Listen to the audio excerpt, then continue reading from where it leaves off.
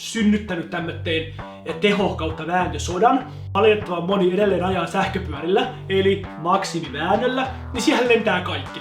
Mutta 120 newtonin ei välttämättä päivitykään kaikki. Heipä hei taas kaikki ja tervetuloa uuden videon pariin. Pähkinänkuoressa tällä videolla käsitellään Bossin Gen 4 ja Gen 5 eroja ja sitä, että mitkä moottorityypit näistä voidaan päivittää 120 newtoniin ja jopa 7,5 piikkitehoon. Ja mitä ei voida päivittää. Se on videon pähkinänkuori. Jos haluat mennä suoraan siihen aiheeseen, niin hyppää tuossa alavalikossa suoraan seuraavaan kohtaan, missä mennään tarkemmin moottoreihin. Muuten otetaan pikkusen yleistä moottorilätinää ja mitä on tapahtunut parin vuoden sisään. Miksi ollaan tässä pisteessä, että tehot ja väännöt nousee tällainen. Hyvä.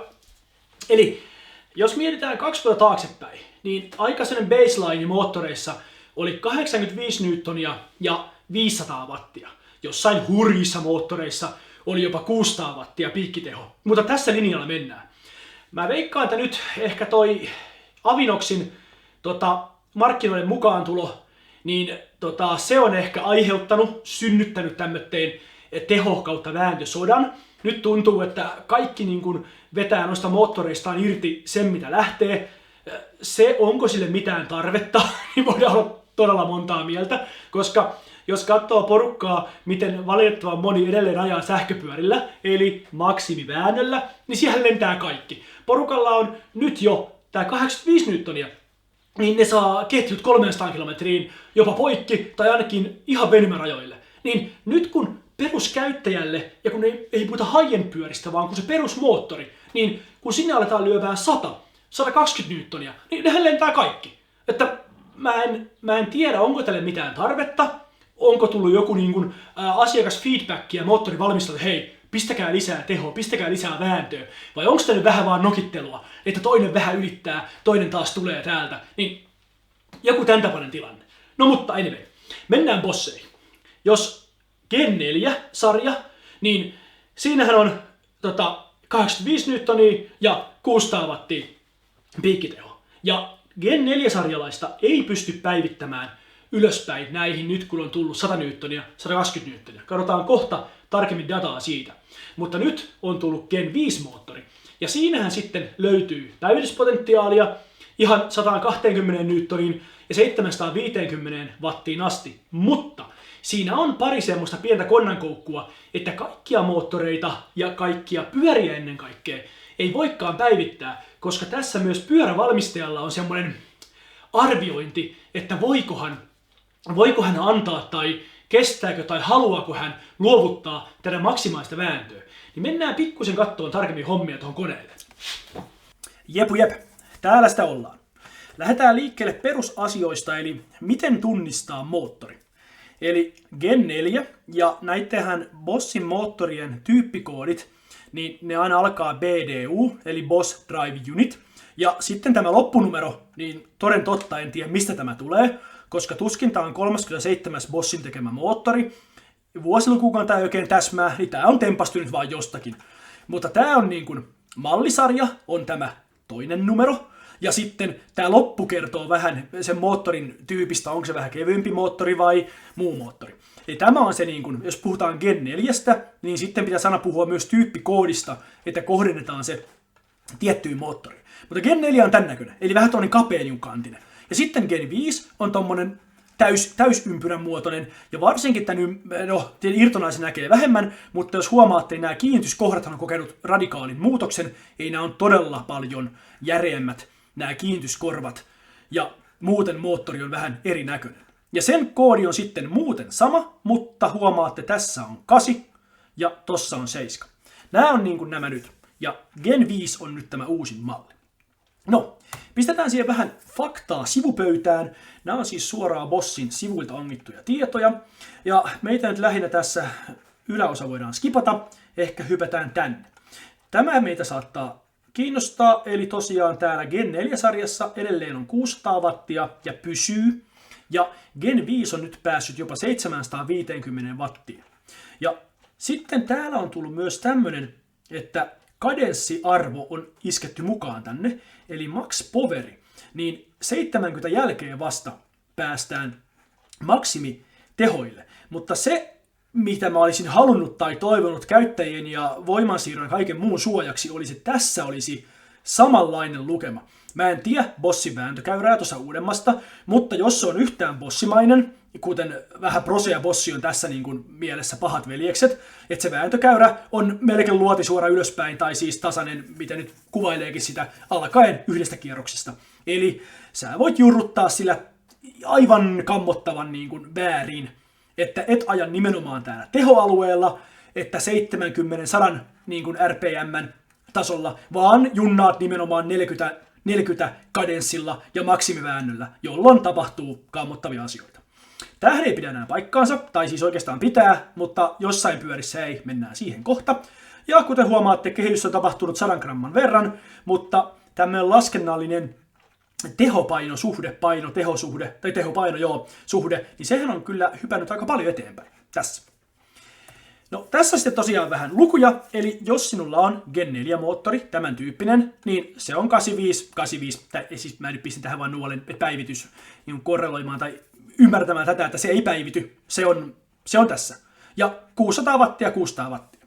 Mutta jos sinulla on Gen 5 malli, mitä on ruvennut tippua markkinaan, niin ekahan tää oli 85, sitten tuli tämä 100 newtonia, ja nyt ollaan hypätty, ehkä tämä vääntösota, mikä onkin, niin hypätty jo 120 newtoniin. Samoin tässä hypyssä vielä ei kasvatettu tehoja. Tässä hypyssä mentiin 100 newtonia, 600 wattia, mutta nyt viimeinen pomppu, niin mentiinkin 120 newtonia ehkä, mutta ainakin 7,5 wattia. Niin tämmönen hyppy tuli.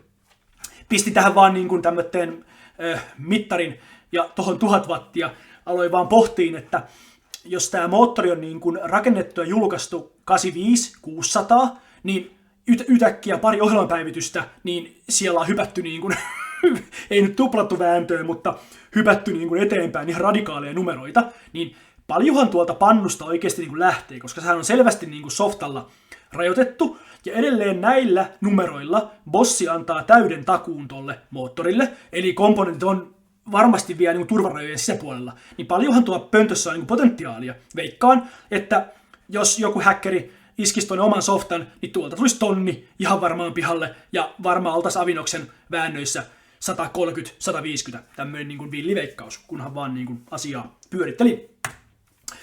No sitten, tämä on taulukko, mikä meitä rupeaa kiinnostamaan, eli 26 vuoden drive unitit, ja kuten huomaatte, niin täällähän sitten on nyt toi sama moottorikoodi, ja täällä on sitten näitä kohtia, ja nyt otetaan tähän pari sanaa mukaan.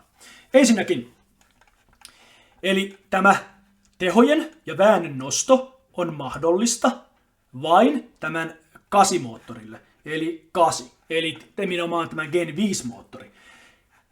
Päivitystä ei voi tehdä 7-sarjalle, eli siis Gen 4, millekään Gen 4 johdannaisen pitää olla tämä Gen 5 pömpeli, että voidaan päästä näihin ketjun tuhoamislukemiin. No, tässä on sitten vähän moottoreita. Tätä reissiä on huomattavasti vähemmän. Tämä varmaan viekin menee niin, että tietyt pyörämerkit vaan saa tämän race-moottorin. Mutta se, mikä tässä on tehnyt päivityksen hauskaa, niin ennenhän tämä race-moottori oli niin kuin selvästi korkeammalla. Mutta tämähän kaduttaa valmiina ollut 7,5 wattia, mutta nyt tämä kuolevaisten normaalimoottori hyppää myös tietyissä pyörämerkissä 750 wattia. Ja nyt 100. Täällä oli 100 newtonia alun perin, täällä oli 85. Niin tää on pomppinutkin 100-120. Niin tadaa, täällä ruvetaankin olemaan niin kuin samoissa. Eli tää vaan korostaa, että tämä moottorihan on aivan sama kuin tämä, mutta se on ohjelmalla vaan tehty paremmaksi. Mutta nyt tää kansanmalli nappaakin kaverin kiinni. Ainoa mikä jää, niin pikkusen avustuspotentiaalit, tai noi prosentit. Huomioitava asioita. Täällä on tämä 600 wattia, 750 wattia ja tähti. Se on maksimi poveri, ja näistähän mä oon puhunut ennenkin videoissa, mikä on jatkuvaa ja mikä on piikkiteho. Edelleenkään se tällainen niin kuin poliitikon sanoin kerrotaan, että Se kerrotaan, että moottori voi tuottaa vähän tehoa silloin tällöin tollon, jos on vastatuulia, moottori on viileänä ja patterissa on jerkkua ja kaikki on ihanasti, niin sitten se voi antaa X aikaa tuota 7,5 wattia. Kukaan ei kerro, montako sekuntia, onko se yhden nousun verran vai mitä. Se pidetään tollain mukavan ympäripyöreänä, niin voidaan sanoa, että meillä on 2,5 wattia jatkuva, ja sitten nämä piikkitehot, kuten huomattu, lähtee aivan tumpusta. Mutta se on tällainen perusteltu. Ja toinen asia on tämä. Tähtinumero tuplatähti. Täällä. Pyörävalmistaja voikin rajata tämän maksimiväännön. Eli välttämättä, nythän ne kaikki päivittyy, nämä siis tämän koodin moottorit, päivittyy kaikki 100 newtoniin. Mutta 120 newtoniin ei välttämättä päivitykään kaikki, jos pyörävalmistaja katsoo, että nämä hajoaa kaikki tai en tiedä mitä ne katsoo, miten ne miettii. Tästä varmaan tulee kokemuksia, että miten ne avaa. Esim. Kupe julkaisi juuri jonkun listansa, että hei, nämä pyörät saavat päivityksen, nämä eivät. Ja se oli aina rajattu, niin kuin, en tiedä miksi on rajattu, mutta oli rajattu. Eli vaikka nyt joku juhlii siellä kotikatsomossa, että jippii, minulla on tämä moottorikoodi, ja kohta tulee vääntöä niin, että ketju paukkuu, niin se voikin olla pyörävalmistaja, mikä pistää vastaan, että ajatkin vaan 100 newtonilla, mutta tehoa sentään saat. Toi mua itse kiinnostaa enemmän, koska toi ei tuhoa paikkoja, kun se otetaan pihalle kadenssin avulla, korkealla kadenssilla. Tämmöiset hommat. Ja tässä sitten on vielä vertailuna 25 vuoden, eli vanhempi Gen 4-taulukko. Kuten huomaatte, täällä tossa on 7 ja täällä ollaan 685. Poikkeuksena on sitten Jenkeissä, siihen asiat on näissä asioissa paremmin. Siellä on tämmöinen joku Line Speed, mä en ole koskaan nähnytkään, ja toi varmaan äänestetään New Zealand, voisi olla toi noin. Niin siellä saa näihin vanhempiinkin generaation koneisiin sitten mallisarjan jo 25 myytyihin, niin niihin saa enemmän jerkkua. Mutta tämä nyt ei koske meitä, me eletään hyvin pitkälle tässä maailmassa, tai rahamiehet tässä maailmassa, eli 2 ekaa lokeroa on meille. Sitten tässä on niin kuin löysin avauskuvan, mikä on ihan mielenkiintoinen. Vasemmalla siis Gen 5 ja oikealla Gen 4. Tämä on siis se, mistä löytyy video, missä tuhosin sen aivan päreiksi. Voi katsoa senkin, näkee tarkemmin. Mutta jos katsotaan, niin idea on ihan sama. Itse moottori, voima, niin kuin moottori on tuolla.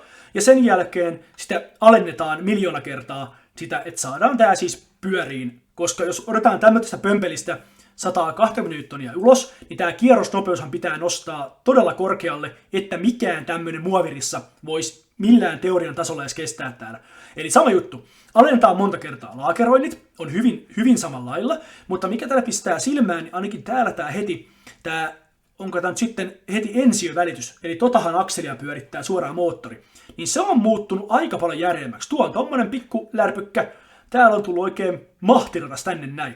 Eli täällä on jollain tapaa herra Bossi on varautunut tähän, että tästä otetaan niin kuin jerkkua enemmän pihalle. Pieniä muutoksia. Muuten se hyppii kans, alennetaan 3 kertaan tää, sitten tässä pyöritetään itse akselia. Täällä on muuten samalla boorit ja kierteet täällä, eli rattaan kiinnitys ja muu on niin kuin hyvin samanlaista. Vääntöanturi täällä, pikkusen eri lailla, vähän menee piuhat, noin menee takapuolelle, nää tuonne etupuolelle, pieniä muutoksia. Täällä on tää luukiakko tässä näin, niin nämä on hyvin samalla. Poskilaakerit näyttää aika samanlaisilta, että niissä ei niin kuin ole mitään ihmeellisiä eroja. Sitten kiinnitys, se on kokenut, jos katsoo tätä moottorin runkoa tästä kohtaa, tämä on tämmöinen slimmi, niin tämä on tuplaantunut tämä leveys, ja sitten nämä kiinnityspisteet varsinkin, nämä on kokenut huomattavan ison muutoksen. Nämä on paljon vahvempia ja pinta-alaa tässä, poskipinta-alaa, mikä vastaa runkoa, niin se on muuttunut huomattavan paljon. Tässä vielä sivuleikkaus koneesta, niin nämä on tullut selvästi niin kuin isommiksi, eli 2 kiinnityspisteellä. Ja luultavasti tämä uusi moottori ei käytä enää semmoista, kuten vaikka mun videolla oli, kun purin sen, niin siehän oli niin kuin semmoinen väliadapterilevyt, millä sovitettiin vähän runkoihin. Tämä on nyt ihan niin sanottu direct mountti, eli suora kiinnitys runkoon. Mä en usko, että tähän tulee enää mitään välilevyjä, vaan tämä tempastaan suoraan niin 2 pisteestä runkoon kiinni, ja tietenkin aikamoisiahan kiertoja ja vääntöjä näiden 2 pisteen kautta välittyy, niin sen takia tämä pinta-ala, millä se vastaa runkoon, on isonnettu. Täältä näkee sitten vähän tätä sivuhommaa vielä. Piirilevy on samassa paikassa tuolla, ja tosiaan nämä rattaat on kyllä kokenut niin kuin pientä. Vapari on tossa noin, ja on kokenut pientä niin kuin upgradea. No semmoinen tässä vielä tuli mieleen, että jos tosiaan niin pyöriä kattelee, otan nyt tässä Radonin vain esimerkkinä, niin tämähän on hyvä jo, jos tämä täppä tuota bossi tykkää viljellä, niin silloin tietää, että ollaan jo hyvin varmasti boss kuin Gen 5 maailmassa. Mutta sitten kun rullaa alaspäin, täälläkin on monessa pyörässä, onneksi kerrotaan tämä meet Drive Drain kohtaan, eli niin täällä on vähän höpöjä arvoja, mutta kun rullaa alaspäin, niin jossain kohtaa, kunhan täällä. Tässä esimerkiksi kerrotaan suoraan, että tässä on tämän moottorin ihan tarkka tyyppi. Eli tolla tyypillä sä huomaat, että tämä on siellä listassa juuri oikeassa kohtaa, eli tämä on se viimeisin generaatio, mihin sitten saa ne viimeiset päivitykset. Eli jos pyörää katselet ja oot epävarma, että tästähän näkee kans tämä pyöreäposkinen, näkee moottorin kuvan, ja kun näkee koodin, niin pystyy varmistamaan vielä, että se on varmasti se ns. Oikeanlainen, eli viimeisin generaatio, viimeisin painos tässä moottorista. Noniin, siinä oli semmoinen nopea läpileikkaus Gen 4, Gen 5 moottoriperheistä, vähän niiden tyyppikoodeista, eli huomioikaa myös se tyyppikoodi aina, jos mietitte teidän pyörää tai tulevaa pyörää, onko se oikea tyyppikoodi, jos nämä teho- ja vääntövävyt kiinnostaa, niin onko se varmasti viimeisin versio, ja poskestahan se näki myös vähän sen moottorin muodosta. Semmosia.